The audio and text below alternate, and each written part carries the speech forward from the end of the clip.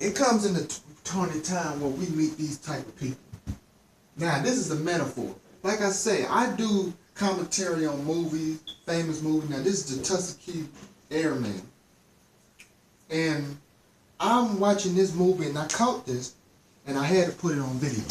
First thing, these three, right here. These three. Now, this represents everything that black people has gone through in America, the shit we done went through, the hoaxes, the bombing, the killings of our leaders. This represents everything that we have been through and the people that are over us. These three. Okay, now this can be very deceptive, but in order to understand racism, you must understand these three positions based on the metaphor. Now, the guy on the far left, this guy right here, this is supposed to be the so-called liberal white. This is supposed to be the so-called guy that lights up off the black man's neck or would probably not rape the black woman if he had the chance. I'm just saying probably. Now this guy right here is a stone cold white Ku Klux Klan KKK Nazi guy.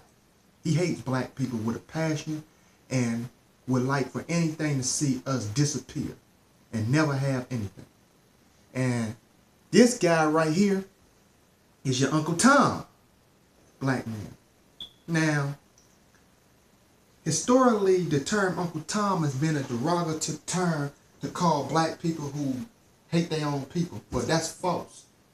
The term for that should be Sambo, because Uncle Tom back in the day, even though Uncle Tom was very popular amongst the slaves, he helped the slave people. He put cotton in their own bag. If the women could not, Uncle Tom loved his people. But at the same time, Uncle Tom had no solution for his people. Uncle Tom was like that middle, he was like that guard between black and white.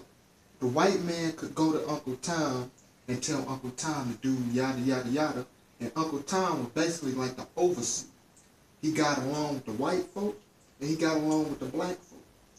He'd keep black people calm because black people had hope in Uncle Tom.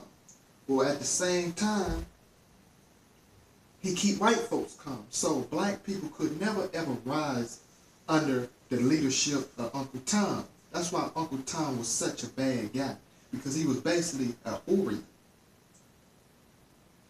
He could get along with the white folks, but at the same time, he could calm the black people. When black people think about running away, he could uncannily make them want to stay on the plantation and see things. He was very religious.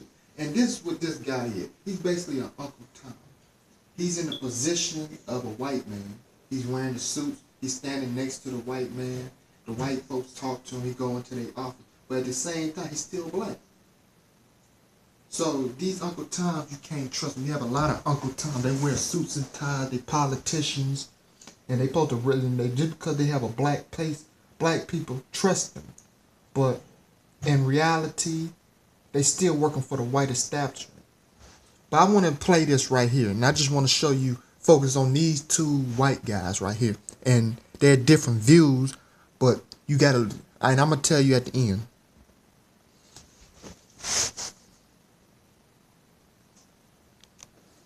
Myself, Major Joy, Lieutenant Glenn, and others at this training facility to train and evaluate you men as potential combat pilots. There have been many obstacles on the road to getting you here. Now that you are here, the only obstacle you will encounter will be how quick you learn, how well you obey orders, and how expert you fly. If I am the first to tell you that your being here is an experiment, take time to understand just what that means. There are people in very high places wondering if this will succeed. If I and my staff have anything to say about it, it will. However, we will cut no corners. We will allow no favors. Our business is killing our enemies from the air as efficiently and expeditiously as we know how. Now, assuming you make it through this training, that task will be your honor. Lieutenant, Major.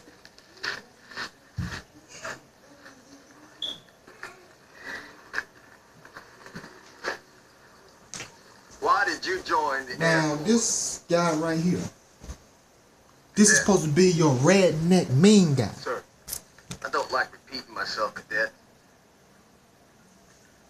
Serve my country, sir. Your country. Boy, are you stupid? Now, let me stop that right there. And white folks has always done this. This keeps black people on their feet, keeps black people alert, and keeps black people from getting too comfortable with their stay right here in America, this land in which we were brought here as slaves. For some reason, we keep owning up to it and trying to be glad about it, but there's nothing glad about your downfalls. Now, as I was showing you about the first white guy that talked to him, he talked to him in a fair, decent manner. You know what I'm saying? Gave him the down pat.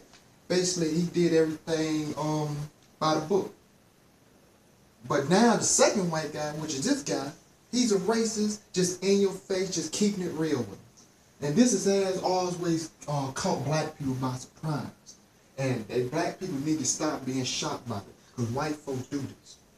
White folks are sending in the so-called, it's like the good cop, bad cop, in which it messes with your psyche. And this is why so many black people are beginning to hate themselves or jump on the coon train.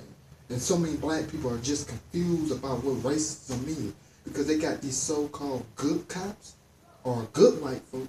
They come in, they talk to you nice, they even give you opportunity, say if you work hard. I mean, basically what the first white guy said, that I won't give you anything. It's always that I'm not going to give you, and you don't deserve nothing, but you have to work for it. Like we ain't been working for 400 years, helping you build and become comfortable. But the second white guy, he comes in, he don't care how hard they work, how good they score on their test. He just gonna dog them out, they just niggas. See, that's the whole psyche of the problem. You gotta understand that they both snakes. They both work for the same establishment, white supremacy. And this scene right here best illustrates it. Even though they got two different views, they still work for the U.S. Army. Initials for Uncle Sam. U.S.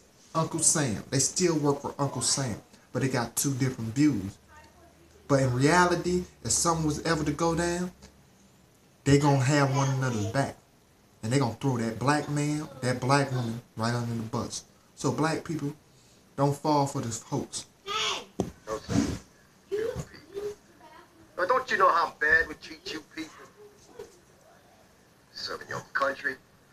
This ain't your country. Your country's full of apes, gorillas, malaria, missionaries. Ain't no gorillas in Harlem.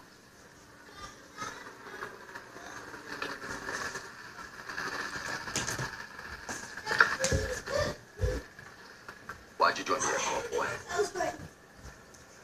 This country has enemies, sir, and there are people who need protecting from those enemies. What people, nigga? All people, sir. To my knowledge, the Germans aren't sparing the colors.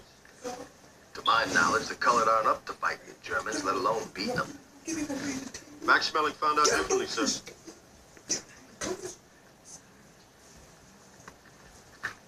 Well, you know what? My job is to see if you Joe Lewises can fly. Now, in case the colonel gave you the wrong impression, let me clear it up. You are nothing special. Okay.